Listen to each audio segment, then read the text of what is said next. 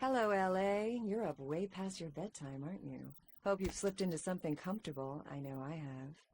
If you're new to town or just new to this whole radio thing, you're listening to The Deb of Night, the only girl who will spend the night with you and leave first thing in the morning, guaranteed. Well, looks like the boards are lighting up. Aren't I the popular one? Let's see. Eeny, meeny, miny, mo. Who will be the lucky caller? You've got the first shot at Deb tonight. So, who do I have the pleasure of speaking to? Hi, Deb. This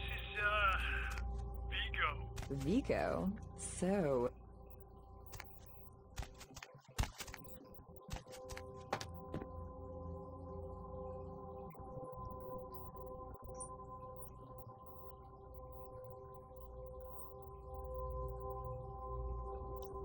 The paintings were estimated to be worth nearly $250,000. They were to be auctioned in a charity event tomorrow night. A robbery gone bad at the Surfside Diner left several dead.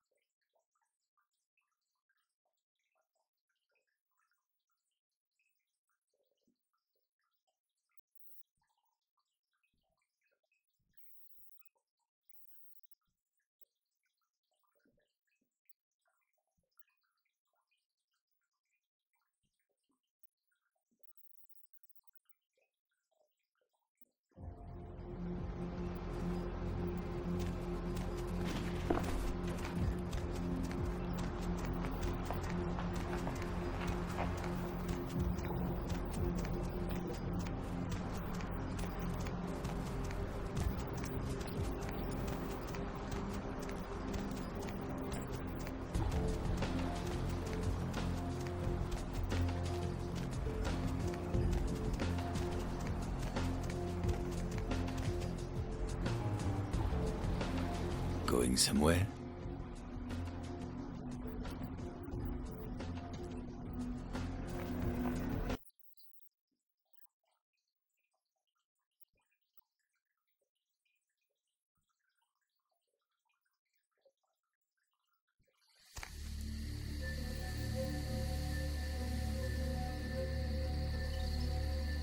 You! What are you doing here?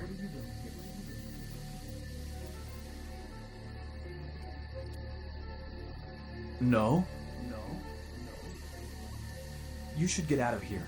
This place is bad news. Pardon me.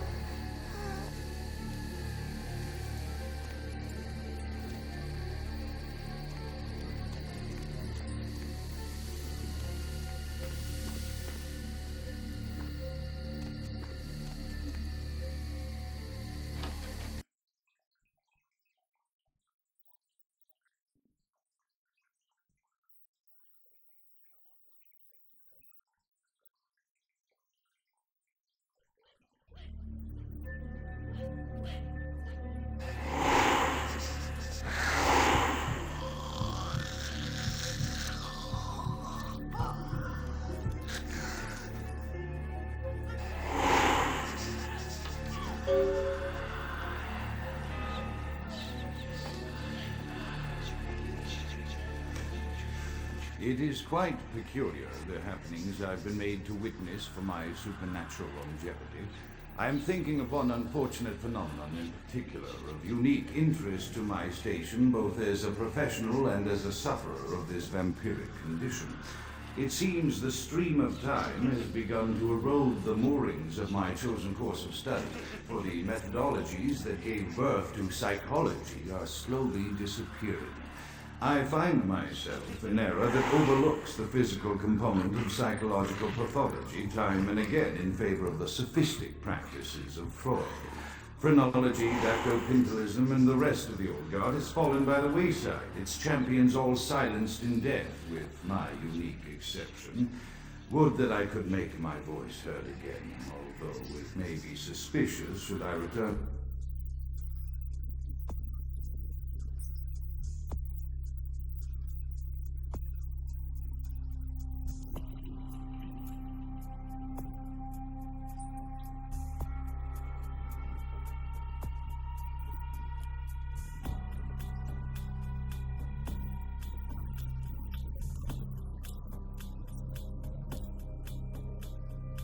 The popular medical discourse 50 years after my apparent death.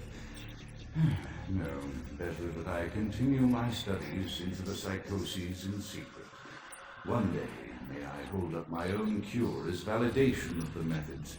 I am confident no cure for my condition, or that of my beloved wife, lies within our figurative minds, waiting to be unlocked by the correct combination of memories recovered from our childhood. I'm most certain it has nothing to do with the relationship between myself, my parents, and my genitals. Sorry, Sigmund, but I choose to stay my course. In time, too, may your star fade and disappear. Another unfortunate casualty to tide of time, insane asylums. I lament their loss not only as brokerage houses,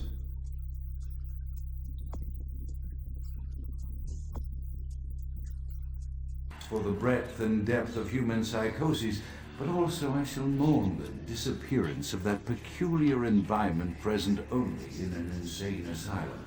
That palpable atmosphere of blistered brains and churning bowels, the odoriferous melange of freely flowing bodily humors, that gently rolling cacophony of distant sobs and screams, the muttered cursing of perceived enemies, and the blissful gurgling of the lobotomized, like a newborn babe discovering the sky.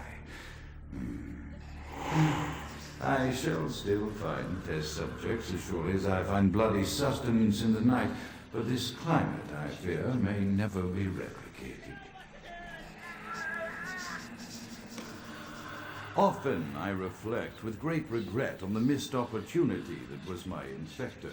Had I been conscious after the attack, I could have stopped the orderlies from locking her in the roaming pen. What I would give for just one interview, a few simple questions of the plague-ridden woman who met her end at dawn. Of course, there is no guarantee she would have been any more helpful than my current crop of test subjects, mewling wretches. Few could be called enthusiastic. Given the nature of the tests, I cannot expect the same fervor from all, but a modicum of cooperation would be appreciated. Animals. The one called John went so far as to gnaw off his arm and escape into the floorboards like some feral rodent. I still hear him scurrying about at night. He must be making an atrocious mess. My studies proceed at a languid pace. I'm mired in a foul ennui as my wife's illness advances. My subjects grow restless without proper supervision, but I cannot pull myself back from this black depression. How many nights I've wasted now, gazing from the tower walk, pondering the frailty of existence.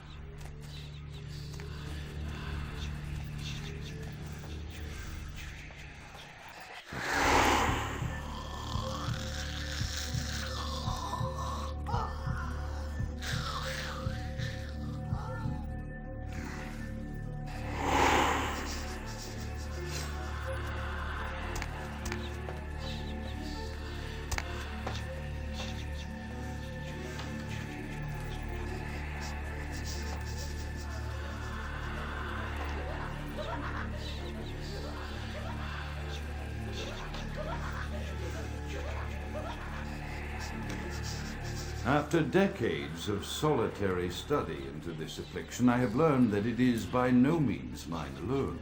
Indeed, the city is home to an entire society of similarly afflicted individuals with whom I've only recently made contact. They are an understandably standoffish sort, by and large, but I have been able to confirm with them that the condition is indeed vampirism, which apparently comes in a multitude of strains, each with a spectacular set of symptoms such as invisibility and even a sort of lycanthropy. Through numerous official interactions with the governing body of this secret society, I have concluded that their fundamental understanding of the vampiric condition is woefully lacking and mired in suspicion and pseudo-religious dogma that would make a Turk balk for its strictures. Indeed, they seemed impressed with my studies and the eloquence with which I was able to present them. Apparently, the typical sufferer of my particular strain of vampirism is far from the vanguard of the King's English. So impressed were they that they even offered me an office in their government, a rather high office by the sound of things. I believe I shall accept. If nothing else, it should provide a lofty vantage point from which to observe the breadth and epidemiology of the affliction, so that I may move more expeditiously toward a cure.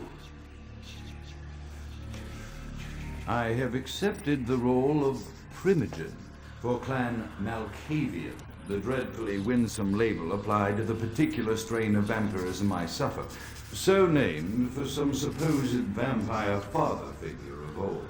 More poppycock grown from a backward culture that seems interminably drawn to children's tales and the fiction of Victorian romance, when it should concern itself with the science behind their suffering.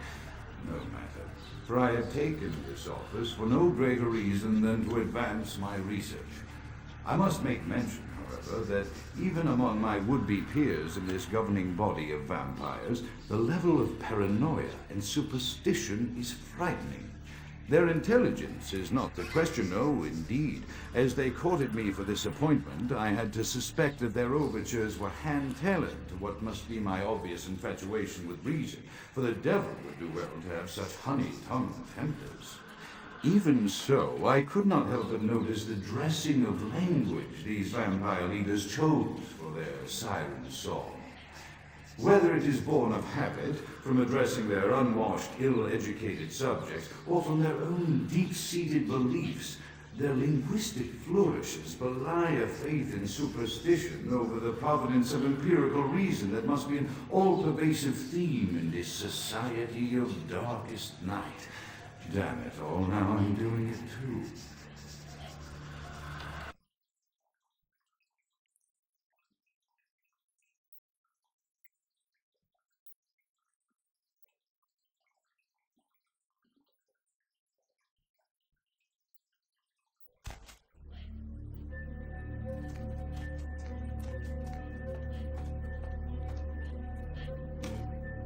As I expand my dealings with the vampire government, I have encountered a disturbing new symptom of this affliction.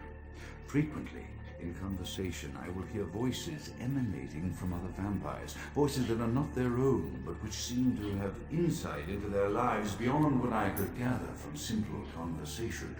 These voices seem to echo from deep within my fellow vampires, and I cannot be certain if this symptom belongs to my strain of the illness or theirs, for the voices are various and inconsistent. I dare not mention this symptom to my vampiric peers, for they have proven themselves true predators to whom I could be loath to reveal any sign of weakness. Indeed, these voices have counseled me against confessing their presence, and until I can confirm their source, I will listen. The information the voices have given me ranges from curious to frightening. The latter case is especially true of one powerful vampire whose name I shall not commit to recording in the interests of myself.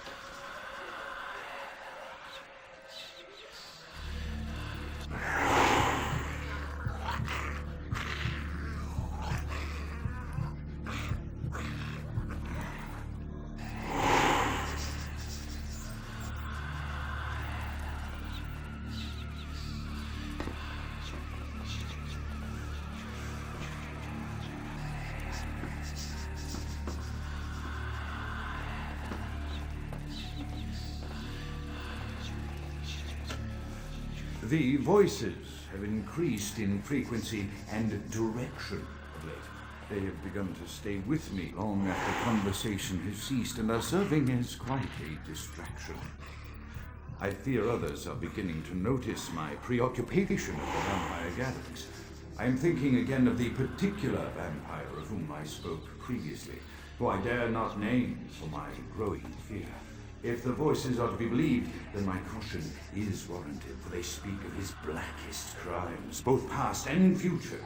More than once, I have seen the suspicion in his eyes and heard the distrust in his voice when speaking with me.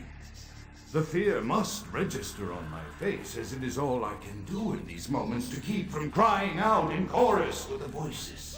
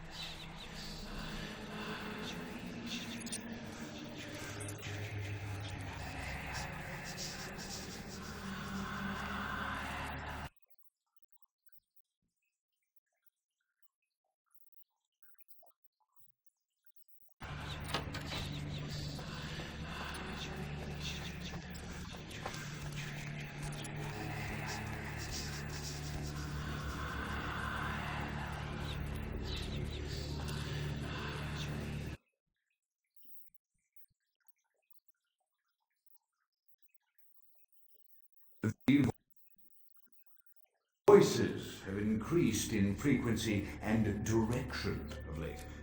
I am no longer safe. I know it. The voices have proven themselves authentic, and I have withdrawn from the Vampire Society entirely. My absence will no doubt draw attention. People from the ravenous eyes of my ideas, especially enough around him.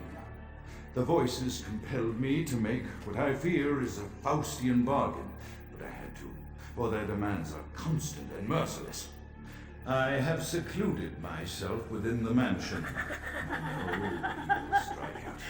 He will go to any length to achieve his ambitions, and he knows that I know. I have taken precautions to protect my beloved wife. Her cure will have to wait until our immediate safety is guaranteed.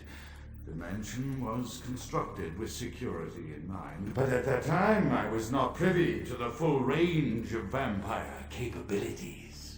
The voices echo in the twisted corridors of my psyche, dark whisperings of a macabre and formless menace, the approach of which portends an end to all of this.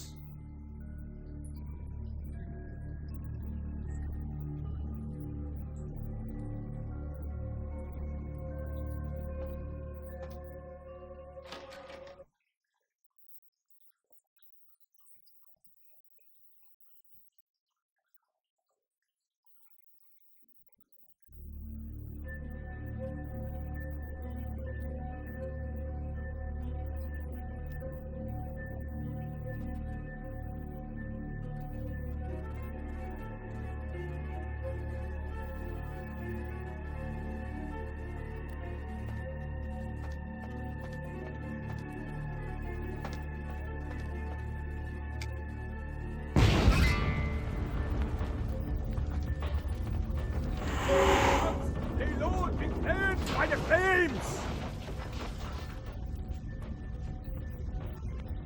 Grout is dead?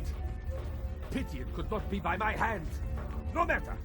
Soon your self-made kings and false prophets and all who bear the mark of the beast will be washed from the earth for the coming of the Lord.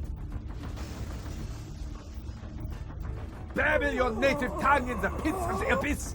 I will not hear it anymore. As you burn, tell them it was Grünfeld Bach who sent your damned soul to that lake of fire.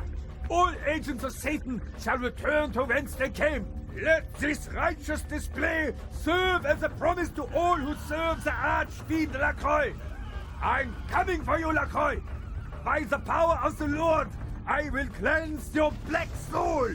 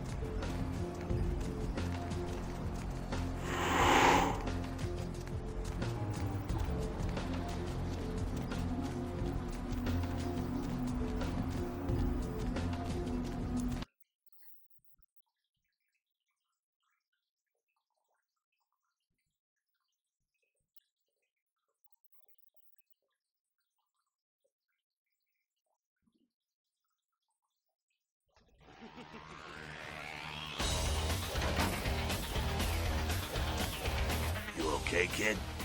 You seem a little, off.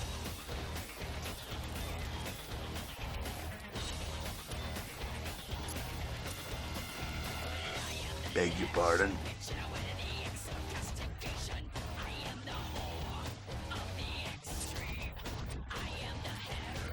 Ah, bullshit, man. You think you saw nines.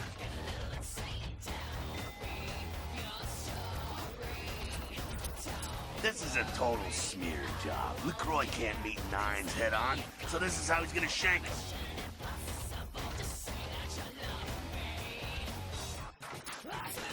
LaCroix ain't gonna make friends on the street with these moves. Underhanded shit like that catches up to you. Usually gets paid back in creative and cleanful ways. Stake you with your own femur, that kind of thing.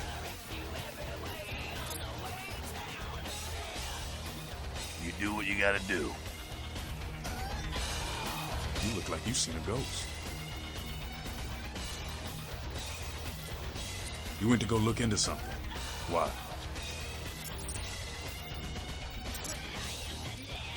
Say what? Yo, that's bullshit. I don't know if you were up to this or what, but you best not be saying that shit too loud. I know what he's out doing, and it doesn't have anything to do with the Camarilla. But not our only concern.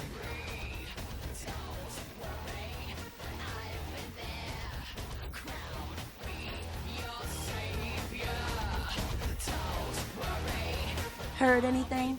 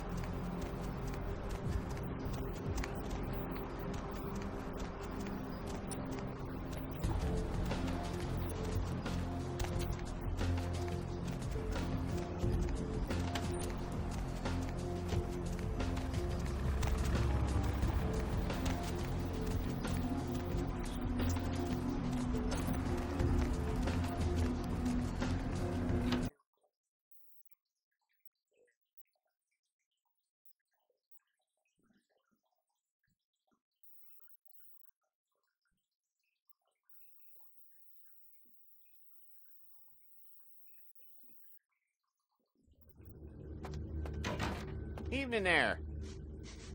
Something burning? Ooh, smells like someone burnt the burgers.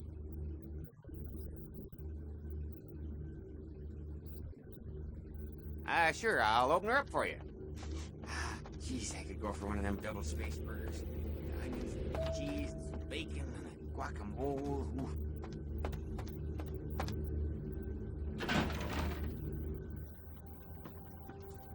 The Primogens still haven't been contacted by Grout. I thought I made it clear that you were not supposed to come back until we had heard from him. Grout's dead? What?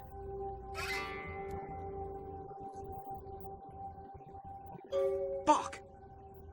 Every time I think he's lost the scent. So, Bach killed Grout to draw me out.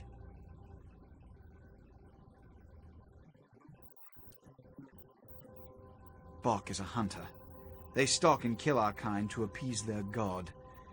But like many mortals, their so-called faith is nothing but a conduit through which they quench their killing urge. Who else would have killed Grout?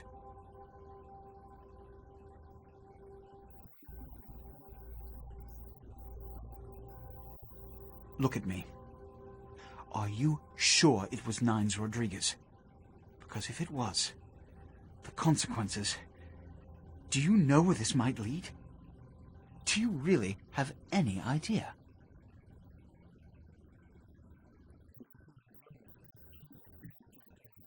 I'm glad you find this so amusing.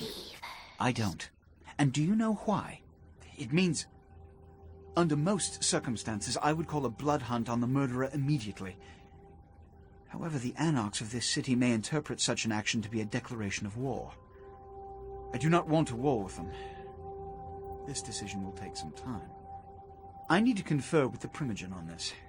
In the meantime, I've come to a decision on the Ankaran sarcophagus, and I believe that for the safety of the inhabitants of this city, we need to place the sarcophagus under Camarilla protection until its contents can be confirmed. You're becoming quite indispensable to me. So, out of all my available personnel, I'm going to entrust the retrieval of the sarcophagus to you. It was quietly delivered to the Museum of Natural History a few hours ago. Let me finish. The manifest from the Dane shows there was a small box from the same dig on board, but it was listed as missing. Keep an eye open for it. It may have been overlooked. It's crucial we get the sarcophagus in our possession within the next few hours. Yes, of course. Here. I can't have one of my representatives running around ill-equipped for their task.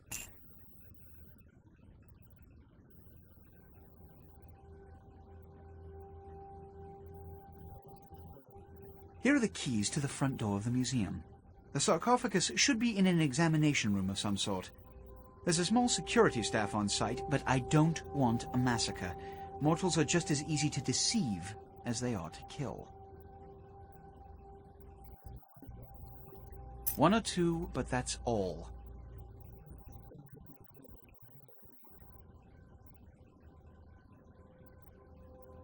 My history with that family dates back to Bach's grandfather, who pursued me into Africa, where I killed him. Bach's father tracked me to London to meet his death. And now Bach and the Society of Leopold have followed me across America. They never learn. Witch hunters, an anachronistic holdover from the Middle Ages. They are inquisitors, whose fanaticism has convinced them that their triumph over the supernatural will save mankind and secure them a cushy spot in heaven.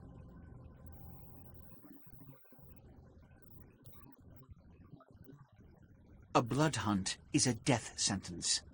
When one commits a high crime against our society, a blood hunt may be called. It is then the responsibility of the city's kindred to bring the offender final death.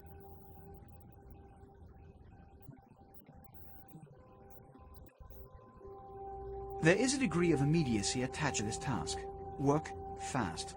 And, as on the Dane, you are not to open the Ankaran sarcophagus for any reason. Excuse me.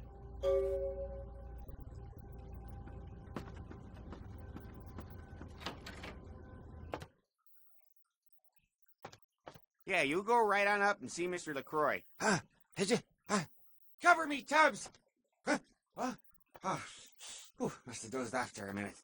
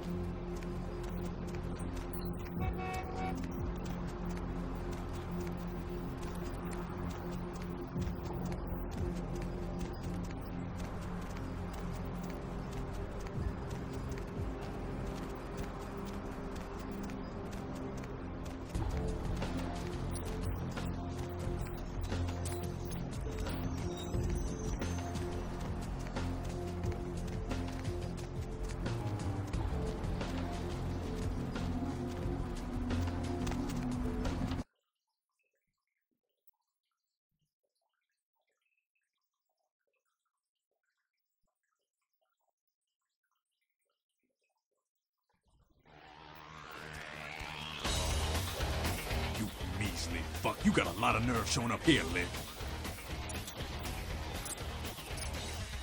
You think of Nines. Said he killed a goddamn Primogen.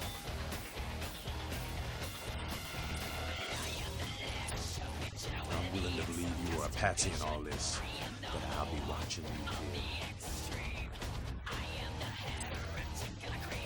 Don't expect to see him until this bullshit is resolved. Yeah? Yeah? Who do you want? Yeah? Your hand? Listen, kid, you did what you had to do. Just a messenger, right?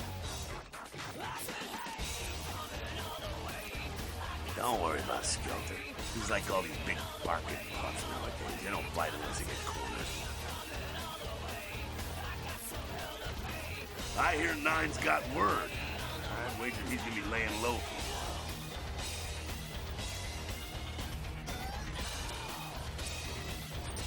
Yeah, sure, but there's packs of youngsters out there who love to make a name by bringing in the head of Nines Rodriguez. You're just eager to please, ain't you? I could give a goddamn kid, but I'm sure the boys here would appreciate it if you kept the business as usual. You hear me? Sorry, kid, no time to talk now. Heard anything?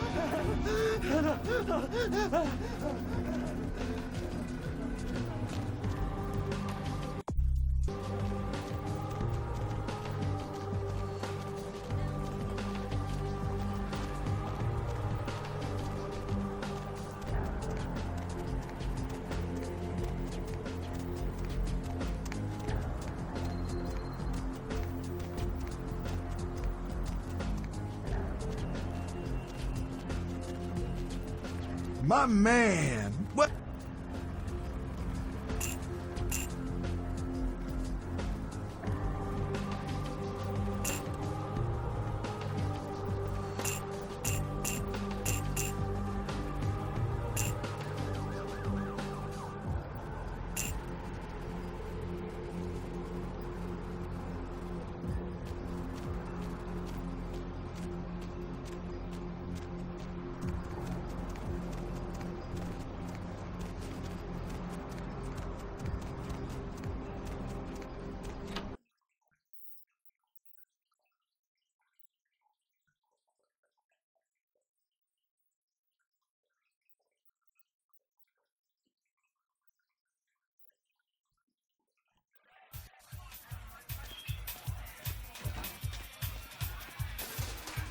Money, right? Been a while. Your money's been piling up. Here, that should provide for an interesting evening.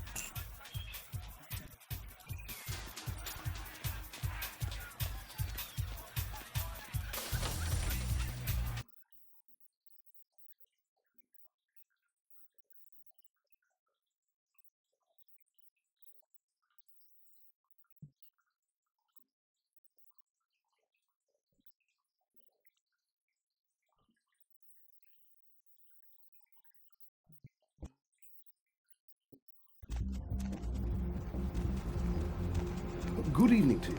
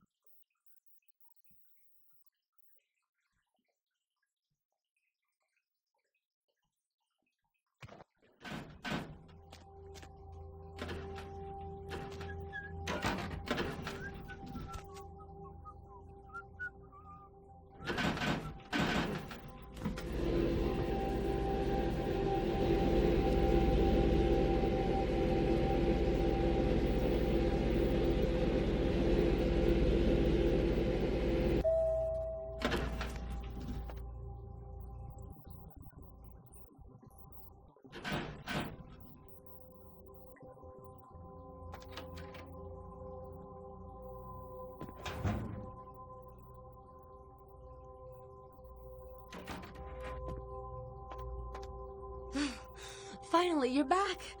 I thought maybe something happened to you. I shouldn't even think such a thing. I mean, if you disappeared, how could I go on? But you're here now.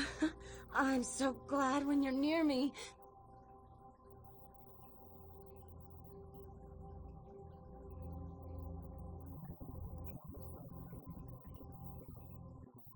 Blood? What do you mean? Let your wrist cry your love.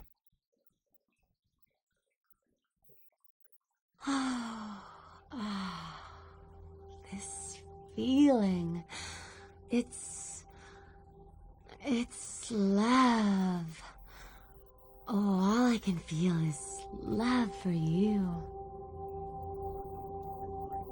I almost forgot. I got a college loan check today. Here, I want you to take some of the money.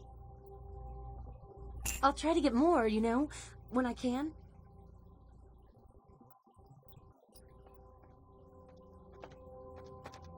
Anything for you. Okay.